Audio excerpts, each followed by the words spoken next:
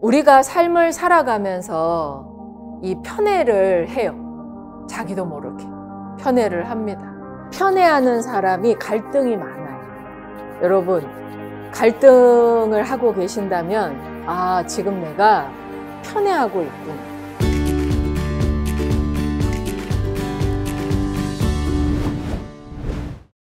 이는 애지추야라고 했어요.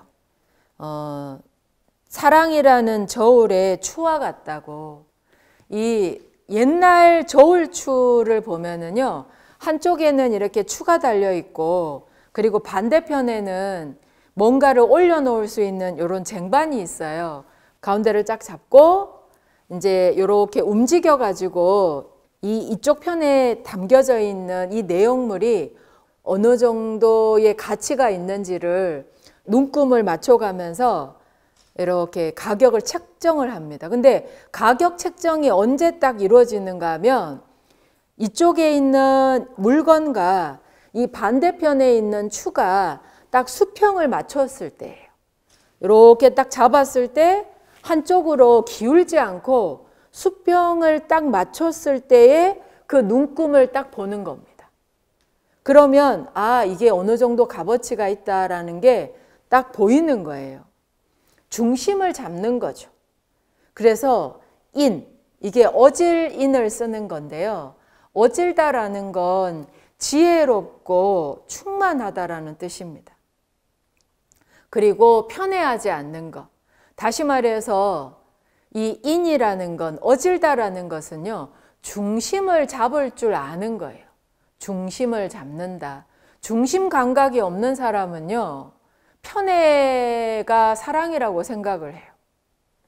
이게 치우쳤는지 아니면 이쪽으로 쏠렸는지 이게 정확하게 가늠하지 못하고 인지를 못하는 거죠. 그래서 이렇게 평평하게 좌우 균형이 맞는지 그 미세한 그 균형 감각을 찾아 나가는 거, 그게 바로 인이에요. 이게 정확하게 중심을 딱 잡았을 때 정확하게 또 제대로 인정받고 평가받는 겁니다. 한쪽으로 쏠려 있는 편애를 누가 인정해 줄 수 있겠습니까? 이렇게 딱 저울에 달았는데 중심도 안 잡혔는데 아, 너는 얼마만큼의 가치가 있는 거야 라고 했을 때 아무도 믿지 않아요. 근데 이렇게 추를 해서 물건을 딱 달았는데 중심이 딱 잡혔어요. 그러면은 그렇게 책정된 가격은 누구든지 다 수긍을 할 수가 있는 겁니다. 그래서 사랑이라는 건요, 공평하고 평등한 것이고 중심을 잡는 것이고 그리고 아주 세심한 거예요. 그래서 편협하지 않다.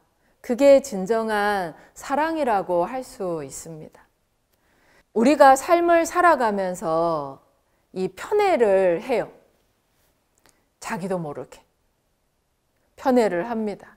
나라는 존재를 이렇게 이루고 있는 것이 몸만 있는 게 아니거든요. 몸이 있으면 마음이 있겠죠. 당연히. 그리고 이 몸과 마음을 이어주는 에너지가 있습니다. 생명력이라고 하죠. 그러니까 나라는 건 그냥 육체가 전부 다가 아닌 거예요.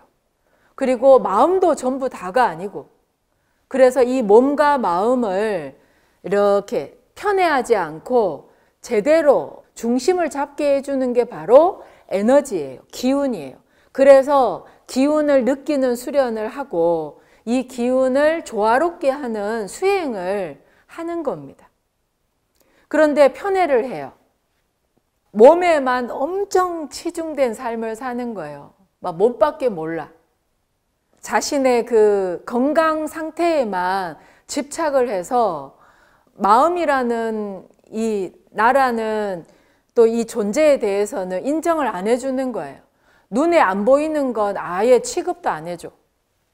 오로지 눈에 보이는 거, 내 눈으로 확인되는 것만 인정하는. 그거는 편애예요.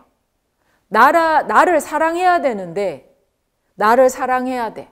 근데 도대체 나를 사랑한다라는 건 뭘까?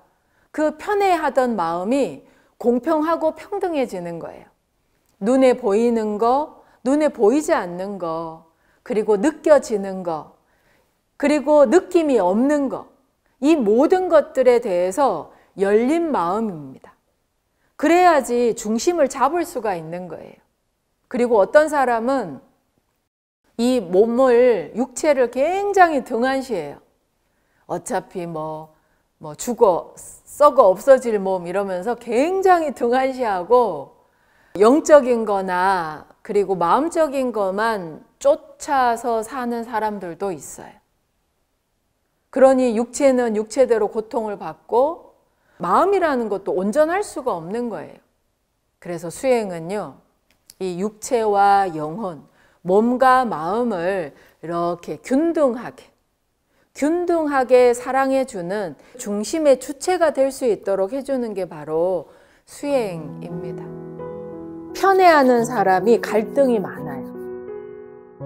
그런데 그 갈등이 끝난다라는 건 뭐예요? 조화로워졌다라는 거, 균등해졌다라는 거예요. 그래서 편안해졌다라는 거. 여러분들이 강령이 되는 거예요.